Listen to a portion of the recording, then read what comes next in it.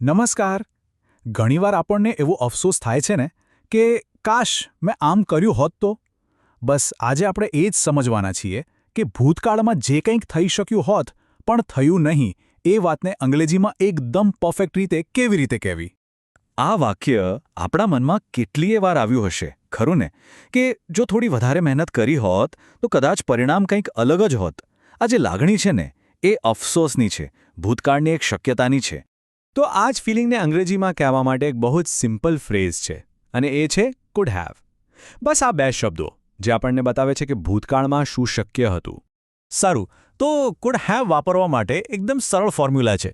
ચાલો આ ગોલ્ડન રૂલને બરાબર સમજી લઈએ જેથી પછી ક્યારેય કોઈ કન્ફ્યુઝન જ ના રહે. તો આ કુડ હેવ વપરાય ક્યારે? સીધી વાત છે, જ્યારે આપણે ભૂતકાળની કોઈ એવી શક્યતા વિશે વાત કરી રહ્યા હોઈએ જે હકીકતમાં બની જ નથી, એટલે કે કંઈક થવાનો ચાન્સ હતો પણ કોઈને કોઈ કારણસર એ કામ થયું નહીં. જુઓ, આ રહી એ સિમ્પલ ફોર્મ્યુલા.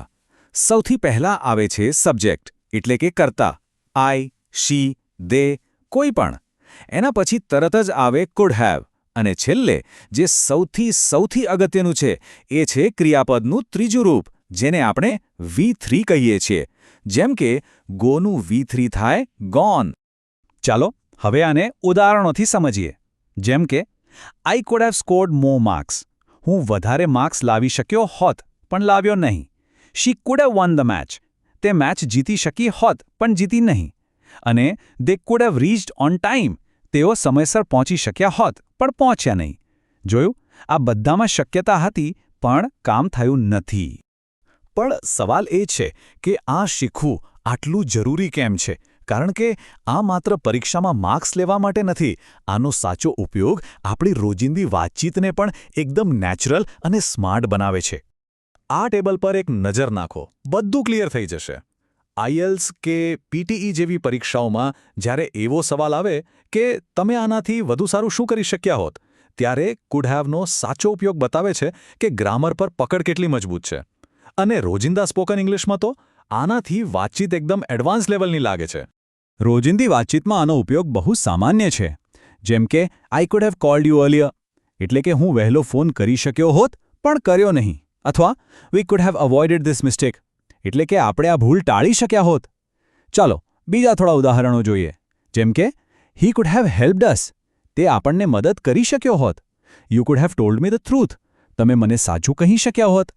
અથવા તો they could have finished the project sooner. તેઓ પ્રોજેક્ટ વહેલો પૂરો કરી શક્યા હોત. હવે એક ખૂબ જ અગત્યની વાત. ચાલો એ સામાન્ય ભૂલ વિશે વાત કરીએ જે મોટાભાગના લોકો કરે છે. જો આ એક નિયમ યાદ રાખી લેશો ને તો આ ભૂલ ક્યારેય નહીં થાય. લોકો સૌથી મોટી ભૂલ અહીં જ કરે છે. આઈ કુડ હેવ ગો ધેર. આ વાક્ય ખોટું છે. કેમ? કારણ કે ગો તો ક્રિયાપદનું પહેલું રૂપ એટલે કે V1 છે.